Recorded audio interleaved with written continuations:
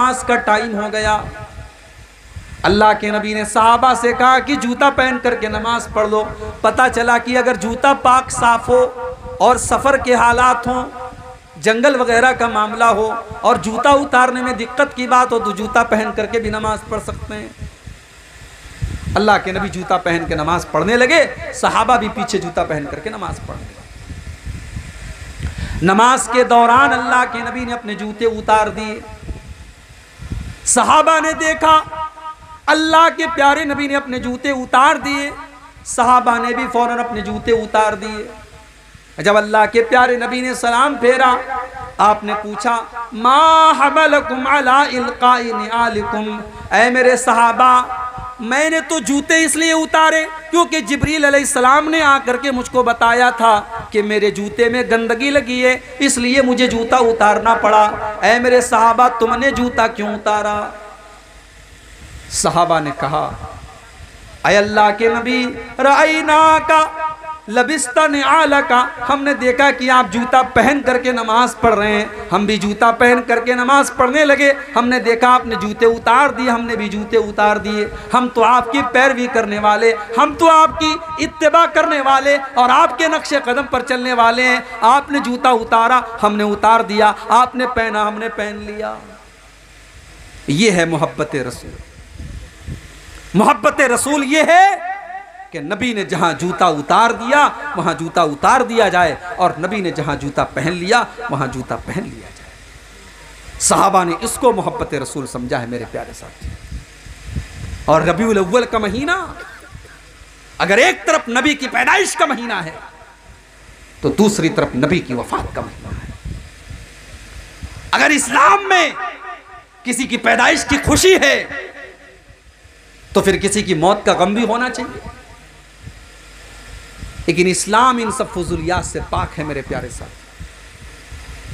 और जिसको यह याद है कि रबीउल अव्वल के महीने में अल्लाह के नबी पैदा हुए, उसको यह भी याद होना चाहिए कि इसी महीने में अल्लाह के नबी का इंतकाल भी हुआ।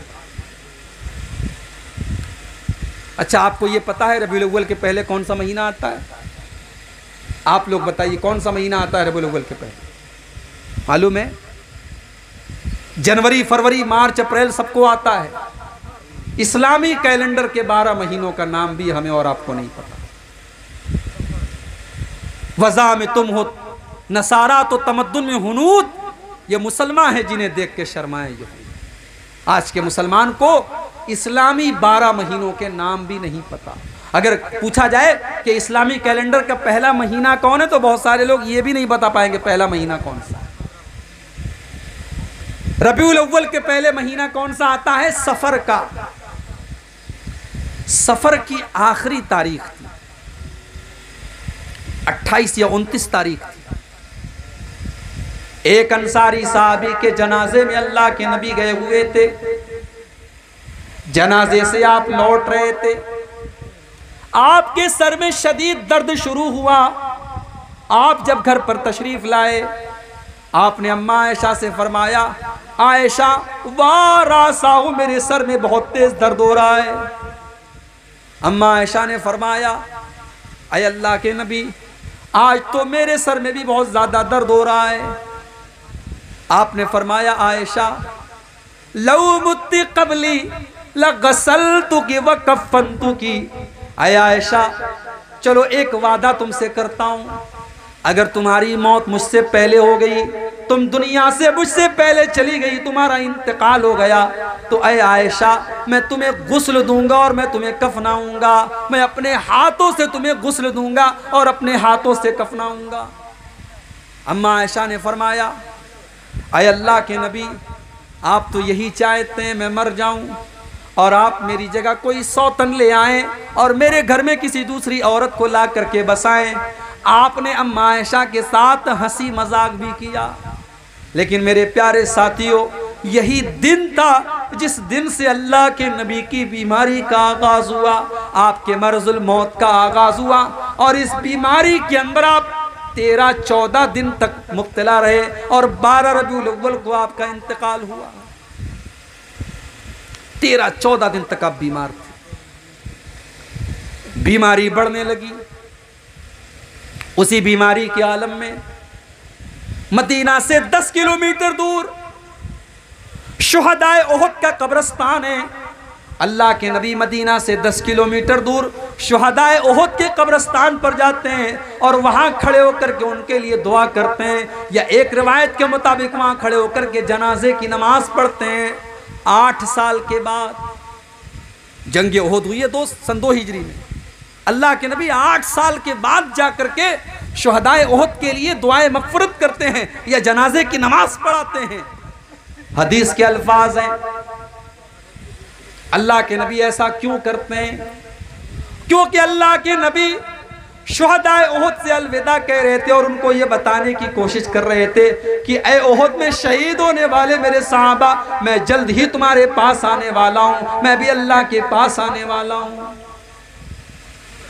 एक दिन आप उसी बीमारी के आलम में बकी के, उसके बाद आप मस्जिद में आते हैं और मिंबर पर खड़े होते हैं और खुतबा देते हैं और खुतबे में फरमाते हैं, इन्नी बैना अयदीकुम फरतुन व अना अलैकुम शहीदुन। हो लोगो, मैं तुम सबसे आगे जाने वाला हूँ और मैं क़यामत के दिन तुम्हारे बारे में गवाही देने वाला हूँ और तुमसे मुलाकात हौज़े कौसर पर होगी और मैं यहाँ से अपने हौज़े कौसर को देख रहा हूँ। हो लोगो, मुझे ये डर नहीं है कि तुम मेरे बाद शिर्क करने लगोगे, मुझे डर है तो इस बात का डर है कि कहीं तुम दुनिया के फितने में न पड़ जाओ, कहीं दुनिया की रंगीनियों में न खो जाओ। बुध का दिन आया, वफात से 5 दिन पहले सोमवार को इंतकाल हुआ, सोमवार के पहले इतवार, इतवार के पहले सनीचर, सनीचर के पहले जुमा और जुमा के पहले जुमेरात और जुमेरात के पहले बुध का दिन है। बुध का दिन आता है, अल्लाह के नबी अपने सहाबा से कहते हैं कमजोरी महसूस हो रही है, कहते हैं 7 अलग अलग कुएं का पानी लाओ।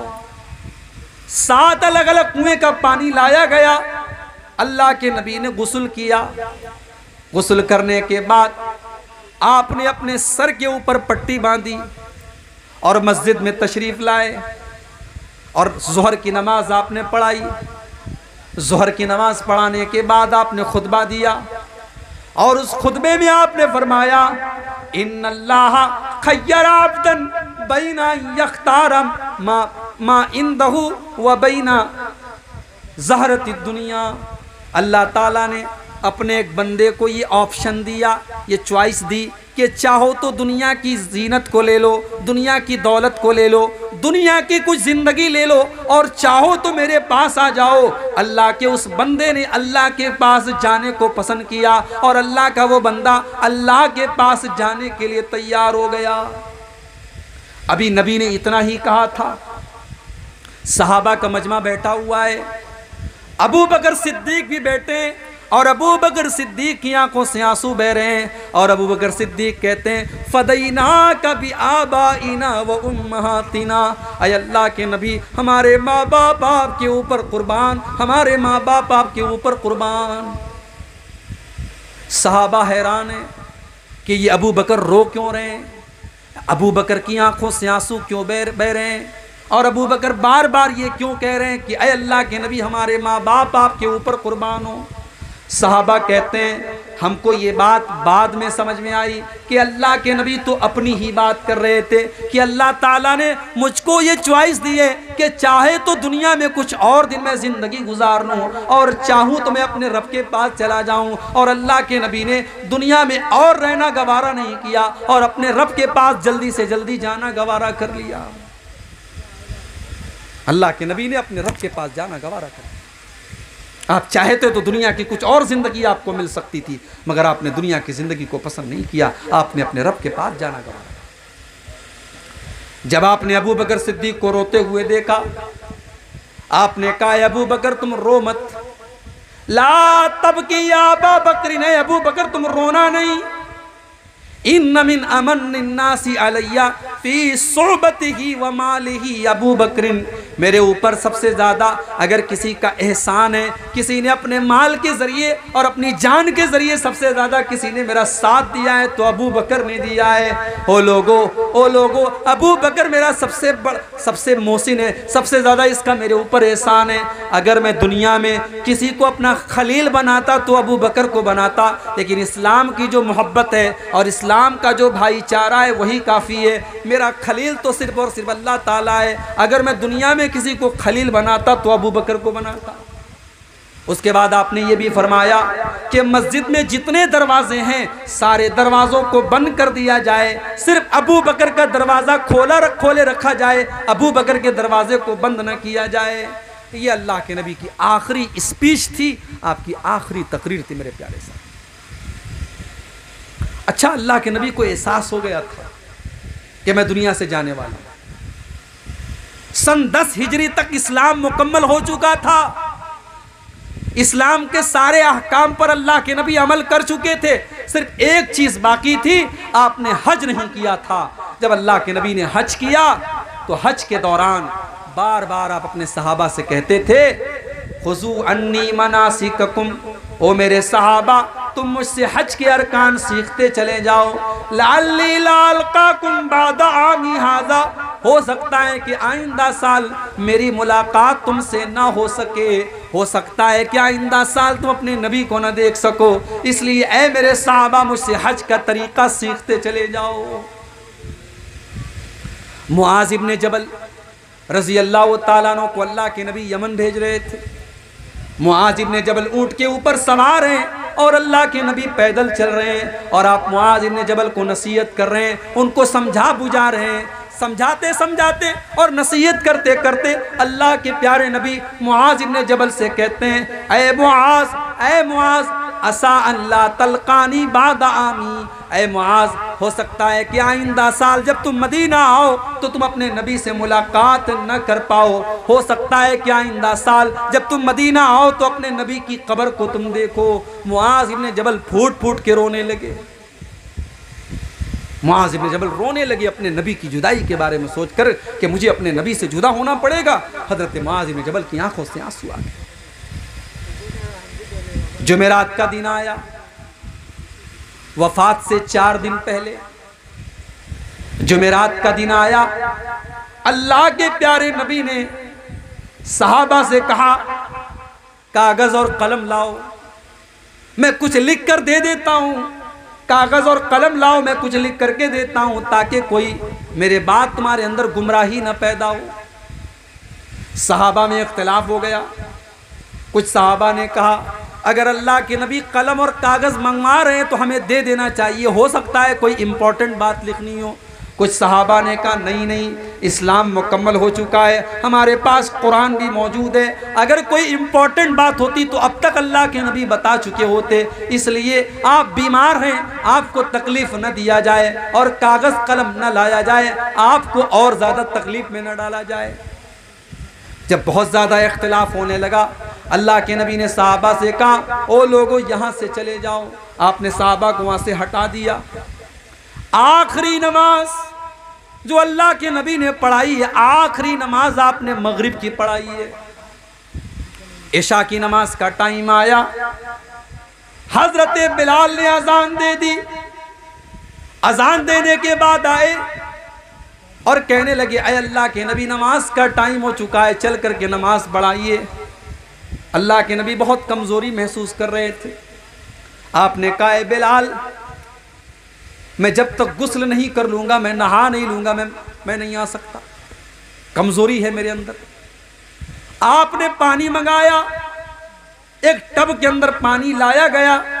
अल्लाह के नबी ने गुस्ल किया और गुस्ल करने के बाद आप जब उठ करके खड़े होने लगे, हदीस के अल्फाज हैं, आप बेहोश होकर के गिर पड़े। होश आया तो पहला सवाल ये किया, अस्सल्लन्नास, क्या लोगों ने नमाज पढ़ ली है? नहीं है अल्लाह के नबी, अभी किसी ने नमाज नहीं पढ़ी है, लोग आपका इंतज़ार कर रहे हैं, लोग इंतज़ार में कि आप आएँ तो नमाज पढ़ी जाए। आपने फिर से गुस्ल किया, तीन मरतबा आपने गुस्ल किया, लेकिन तीनों मरतबा आपको चक्कर आ गया और बेहोश होकर के आप गिर पड़े। जब आपने देख लिया मेरे अंदर मस्जिद में जाने की ताकत नहीं है, मेरे अंदर नमाज पढ़ाने की ताकत नहीं है, आपने फरमाया ओ लोगों जाओ अबू बकर से कहो, अबू बकर से कहो वो मेरी जगह नमाज पढ़ाए।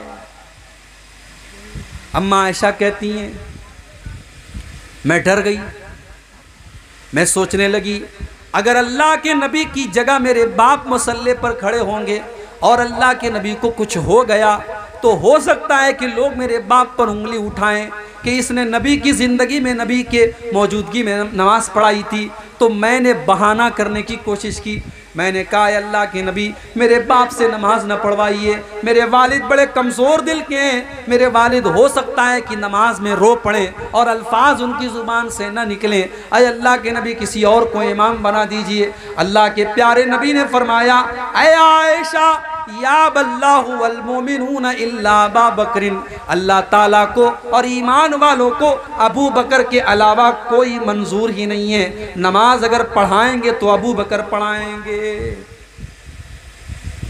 अल्लाह के नबी की ज़िंदगी में 17 टाइम की नमाजें हज़रत अबू बकर सिद्दीक ने पढ़ाई। जुमेरात के दिन इशा की नमाज से लेकर के फजर की, सोमवार के दिन फजर की नमाज तक 17 टाइम की नमाजें हज़रत अबू बकर सिद्दीक ने अल्लाह के प्यारे नबी की ज़िंदगी में पढ़ाई है। मेरे प्यारे साहब, जुमा का दिन आया, अल्लाह के नबी कमज़ोर है, मस्जिद में आने की ताकत नहीं है। शनीचर का दिन आया, अल्लाह के नबी ने अम्मा आयशा से कहा है आयशा मेरे पास एक सोने की डली थी, ज़रा देखो क्या वो सोने की डली मेरे पास है। अम्मा आयशा ने तलाश किया तो सोने की डली मिल गई। अल्लाह के नबी ने कहा अय आयशा मैं अपने रब से इस हाल में नहीं मिलना चाहता कि मेरे घर में सोना रखा हो, जाओ इस सोने को अल्लाह की राह में खर्च कर दो, इस सोने को गरीबों को दे दो, फ़कीरों को दे दो। हज़रत आयशा ने उस सोने की डली को अल्लाह की राह में सदका कर दिया। कमज़ोर हैं आप, मरज़ुल मौत में हैं आप, मगर फिक्र है कि मेरे घर में सोना चांदी नहीं होना चाहिए। सलाम उस पर जो उम्मत के लिए रातों को रोता था, सलाम उस पर जो फर्शे खाक पर जाड़े में सोता था, सलाम उस पर कि टूटा बोरिया जिसका बिछौना था, सलाम उस पर कि जिसके घर में चांदी थी न सोना था। ओ लोगों, ओ नबी से मोहब्बत का दम भरने वालों, ओ नबी को चाहने वालों, तुम तो दुनिया की दौलत के पीछे भागे चले जा रहे हो। तुम्हारे नबी ने तो दुनिया की दौलत से अपना कोई ताल्लुक नहीं जोड़ा। तुम्हारे नबी ने अपने आखिरी टाइम में अपने घर में रखे हुए सोने को अल्लाह की राह में सदका कर दिया, और जब तक वो सोना सदका नहीं कर दिया तब तक अल्लाह के नबी को चैन नहीं मिला। उसी बीमारी के आलम में जब आप महसूस कर रहे थे मेरा आखिरी टाइम है, बार बार चादर को ओढ़ रहे थे, फेंक रहे थे, ओढ़ रहे थे, फेंक रहे थे, उसी बेकरारी के आलम में, उसी बेचैनी के आलम में आपने फरमाया लानल्लाहुल यहूद वन नसारा इत्तखज़ू कुबूर अंबियाइहिम मसाजिद। अल्लाह की लानत हो यहूदियों के ऊपर और अल्लाह की लानत हो ईसाइयों के ऊपर। उन्होंने अपने नबियों की कब्रों पर मस्जिद बना ली, उन्होंने मस्जिद पर कब्र बना ली। न कब्र पर मस्जिद बनाना जायज़ है, न मस्जिद पर कब्र बनाना जायज़। इस्लाम के अंदर कब्र और मस्जिद को अलग अलग रखा गया है। ना तो आप मस्जिद के ऊपर कब्र बना सकते हैं, न कब्र के ऊपर मस्जिद बना सकते हैं। चूंकि अल्लाह के नबी को एहसास था कि मेरा इंतकाल होने वाला है, मेरा आखिरी टाइम है, हो सकता है मेरी कब्र के ऊपर भी लोग इस तरीके का काम करने की कोशिश करें। इसलिए अल्लाह के नबी ने अपनी उम्मत को खबरदार किया।